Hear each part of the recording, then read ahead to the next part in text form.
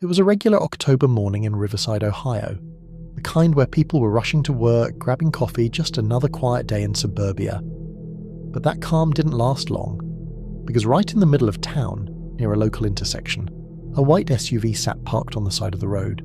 The driver's seat was empty, the door was unlocked. Inside were a purse, credit cards, and a phone. And the woman who owned it, Cheryl Coker, had completely vanished. There were no signs of a struggle, no broken glass, no blood, just an eerie emptiness. Within hours, her friends and family were calling her phone, driving around, retracing her last steps. No one knew it yet, but this disappearance would turn into one of the most chilling mysteries in Ohio. A case that would twist between family secrets, hidden cameras, and betrayal that felt straight out of a crime thriller. Cheryl Coker was 46, a mum, a wife, and someone who lived for her daughters. She worked hard, cared deeply about her family, and everyone said she had this natural warmth to her, the kind of person who made you feel seen. But like a lot of stories that start picture perfect, there were cracks underneath. Her marriage to William Bill Coker wasn't doing well. They'd been together for years, but things had started to fall apart. By 2018, Cheryl had filed for divorce. She was trying to rebuild her life, focusing on her daughters, her independence, and herself. She was active on Facebook, shared updates, and was even dating someone new. On the outside, it looked like she was finally moving on. But in reality, her decision to leave might have put her in danger, because not everyone was happy about her newfound freedom. October 2nd, 2018. Cheryl dropped her daughter off at school that morning. Everything seemed normal. No distress, no strange messages, nothing unusual in her tone. Afterwards, she was supposed to head home, but hours passed, and she didn't show up to pick up her daughter later that day. Her family started to panic. They called, texted, no response. By evening, they went to her house, hoping she'd just fallen asleep or misplaced her phone, but her car wasn't there. They filed a missing persons report and the search began immediately. The next day, police found her white Ford Edge SUV parked near Brenner Avenue, just a few miles from her home. It wasn't hidden or abandoned deep in the woods. It was sitting in plain sight. Inside, her purse and phone were still there. That detail sent a chill through everyone. No one voluntarily leaves their phone and wallet behind, especially not Cheryl. At first, investigators thought maybe Cheryl had just needed space, but then CCTV footage changed everything. Cameras from a nearby parking lot captured a man wearing black pants and a black hoodie, walking away from the area where Cheryl's car was later found. The problem? The footage was blurry. You couldn't see the face clearly. But police noticed something in his movements, his stride, his build, that looked eerily familiar. When they showed the footage to family members, several said it resembled Bill Coker, Cheryl's husband. Still, there wasn't enough to prove it. Police searched the car and her home, finding no clear signs of struggle. Friends told detectives Cheryl had been terrified of Bill before she'd disappeared. She'd allegedly told some of them, "If anything ever happens to me, it's him." But here's the twist. Some people said the marriage wasn't that bad, that maybe she left voluntarily. Others pointed to the man she'd been dating, suggesting jealousy or conflict. There were so many rumours flying around that it became hard to tell what was real and what was just noise. Once the police dug into the details, things started to get darker. Cheryl and Bill's divorce had turned messy.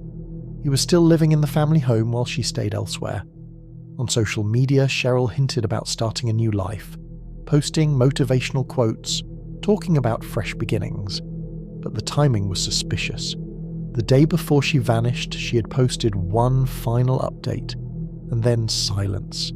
Detectives discovered that Bill had refused a polygraph and wasn't cooperating fully.